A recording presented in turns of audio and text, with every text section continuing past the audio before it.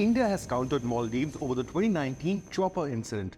High Commission of India and Maldives has rubbished the unproven claims made by Muizzu's defense minister that Indian troops carried out an unauthorized chopper operation in Maldives in 2019. Ghassan Mamoon has made these claims after his embarrassing admission that no pilot in the Maldivian Defense Forces is qualified enough to operate the Dornier aircraft or the helicopters gifted by India to its tiny neighbor. So is his latest claim on unverified Indian troop operations an attempt to divert the headlines away from his embarrassing confession, especially at a time when experts believe the Indian Dornier is much better than the Turkish TB2 drones which Maldives has recently acquired for maritime surveillance? Relations between India and Maldives have nosedived ever since China-backed Muizzu took office. Will this helicopter incident that occurred in 2019 make it worse? Now, in 2019, an ALH helicopter operated by Indian troops made an emergency landing in Thimarafushi or Tha Atoll, which is about 220 kilometers south of nation's capital, Male. But Muizzu's defense minister alleged recently on the 11th of May this month that landing was unauthorized, sparking a sharp reaction from India. Firstly, according to Ghassan Mamoon himself, no one in Maldives is qualified to fly the Indian ALH, so how can we expect them to understand emergency landing protocol?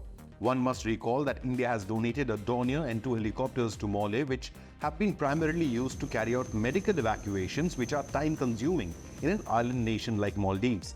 Secondly, if the incident occurred in 2019, then why bring it up just now? Is it to stoke anti-India sentiment in the country? This is the post by the Indian High Commissioner posted on X, which counters Maldivian claims in detail. It states, quote, Indian aviation platforms in the Maldives have always operated as per agreed procedures and with due authorization from the MNDF. The specific sortie on the 9th of October 2019 referred to at the press conference was also undertaken with the approval of the MNDF. The MNDF is Maldivian National Defense Force, and according to bilateral agreements, all missions had to be discussed between Indian forces and the MNDF. The Indian High Commission adds, the emergency landing at Thimarafushi was necessitated due to an unforeseen exigency, which was carried out after taking necessary on-ground approvals from the ATC to ensure safety and security of the platform and the crew.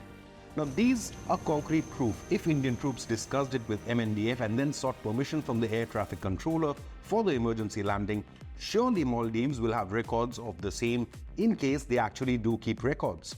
Moreover, India has now withdrawn its nearly 80 military personnel from the island nation and replaced them with competent civilians because, once again, Maldives lacks skilled crew to operate such modern military aviation platforms.